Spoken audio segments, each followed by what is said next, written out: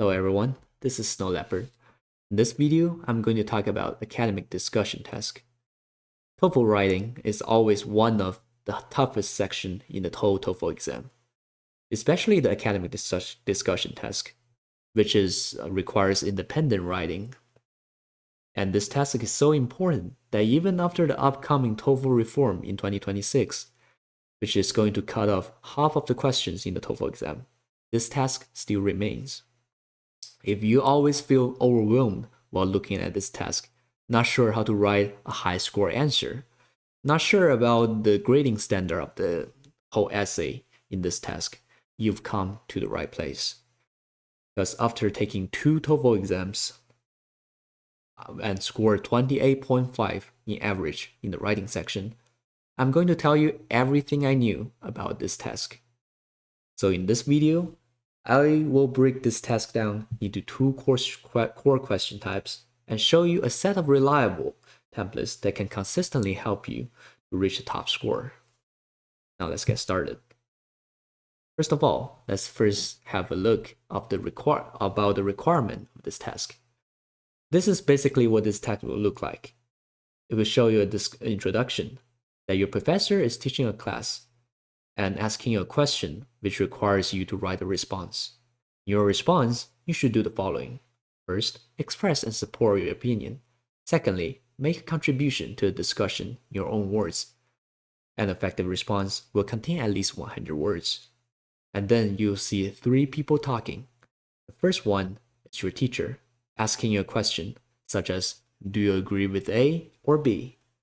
And then the first student will say, I agree with A because blah blah blah.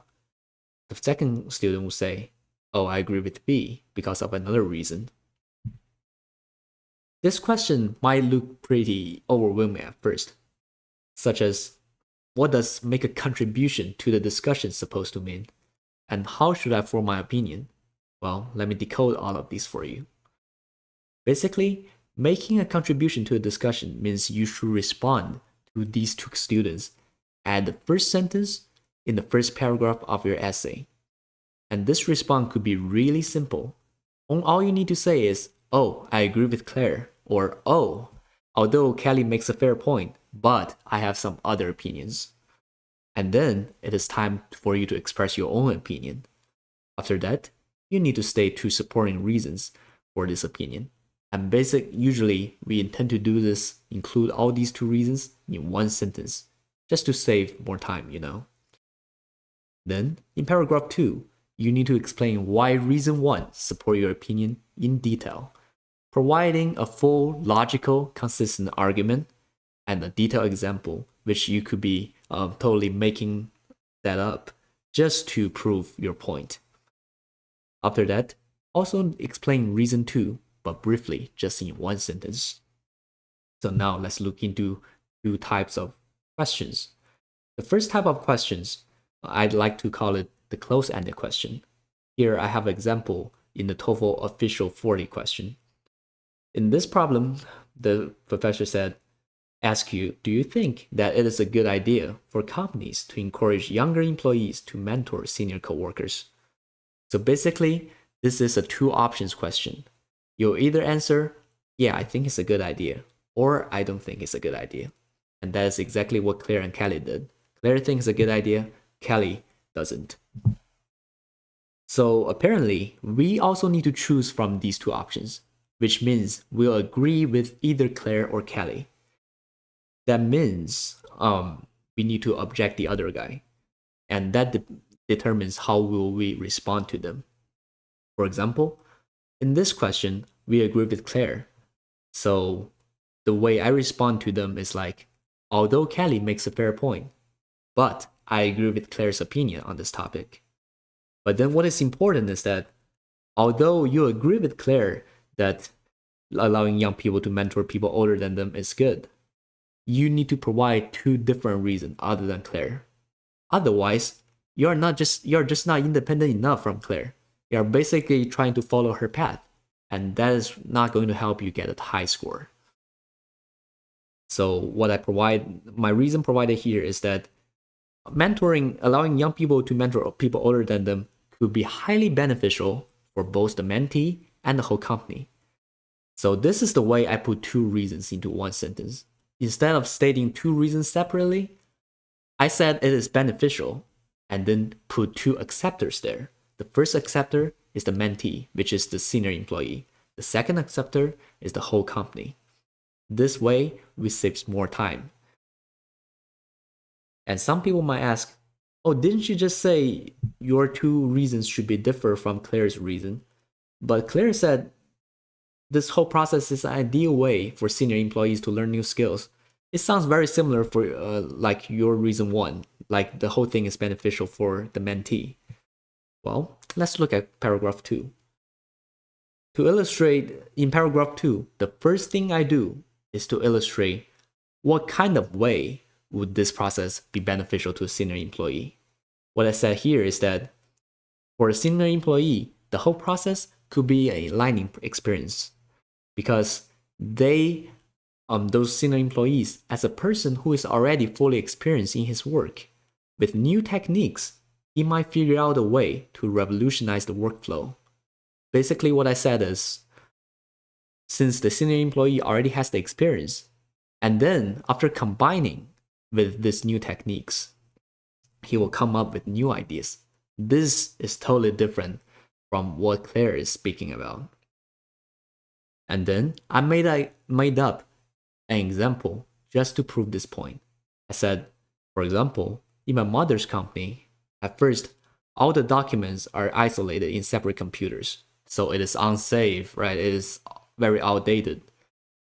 And one day, there's a young staff inside the company who taught the CEO how to use the Google Doc. And then the CEO, because he already got a lot of experience, immediately realized, oh, this cloud service could be used for our document system.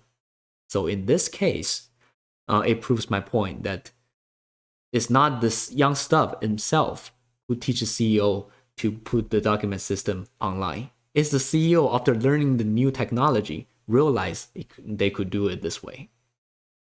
After a full explanation of this reason 1, we also have one sentence for the reason 2. Moreover, for the company, this converse mentoring process would also help it build a more chill and flexible company culture. One sentence is enough. You don't need to further illustrate this. Also, you do not have time to do that. So basically, this is the template to the close-ended questions. The question would be, do you choose A or B? And then if you want to choose B, you will say, at first give a response to Kelly and Claire, saying, oh, Kelly choose A, but I choose B. And then provide your reason. I choose B because it's necessary for both reason 1 acceptor and reason 2 acceptor. Then, in the second paragraph, explain why B is helpful to reason 1 acceptor in detail. And for this, some people might struggle with providing a good example just to prove this point. Well, it's actually pretty simple. Remember, the argument you want to make is that B helps reason 1 acceptor, right? Then just say that at first, without B, reason 1 acceptor used to be having a lot of troubles in certain problems.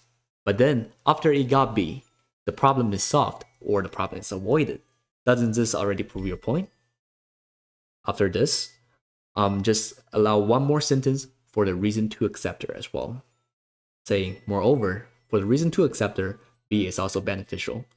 Be brief in this part. Now, let's look at the second type of question, the open-ended questions. For this kind of question, you are no longer choosing from two options. Instead, the professor will ask you about your own suggestion or opinions. For example, in this official 50A, the professor said, if the government want to attract more people to live in the rural areas or villages, what is the best strategy or approach that government can use? Claire provided her opinion, saying, I think the rural government should give more financial help to the farmers. Kelly said, oh, I think this area should first attract more businesses focused on entertainment and culture. And how should we respond to them? The important thing is that we should provide a suggestion that is totally different from either Claire and or Kelly's suggestion. Otherwise, will sounds like not independent enough. What we should do is provide the third option and saying my option is the best. So for this question, this is what I provided. I think building a transportation network is most important. So the way I respond to those two students is that, well, I agree with both Claire and Kelly. They made some fair points. However, I think that the most important solution is to build a transportation network and then provide a reason. Because this network would be beneficial for both the rural residents and local economies. Again, two reason acceptors in one sentence. Then, the paragraph 2 for the type 2 question is basically the same as the paragraph 2 for the type 1 question. All we need to do is to explain why a transportation network is beneficial for the rural residents. So what I said here is that, well, as you can see, one of the biggest inconvenience for the rural residents is that they feel less connected to the outside. Imagine, so this is the part, the example part. I said, imagine that you have an important surgery and have to be carried out in a distant city, but you cannot reach there by any means. Does this sound familiar to you? This is just like what I said, how to make up an example, right? Like before the transportation network, people suffered. People have several questions, several problems while they want to go to a distant city, right? But then, an effective transportation web can address this problem. By constructing highways, railways, and regional airports between rural areas and major cities, governments can reduce this barrier of isolation. Until now, the whole explanation has been done. Then one more sentence for the reason 2. Moreover, improved connectivity also encourages business investment, further boosting local economies. I know this sounds like nonsense, or this sounds like meaningless because you didn't illustrate anything, but it is important that you have one sentence here, because you mentioned this local economies in paragraph 1. If you didn't have this one sentence at the end of paragraph 2, it feels like your discussion is not finished. So basically, this is the template for the open-ended question.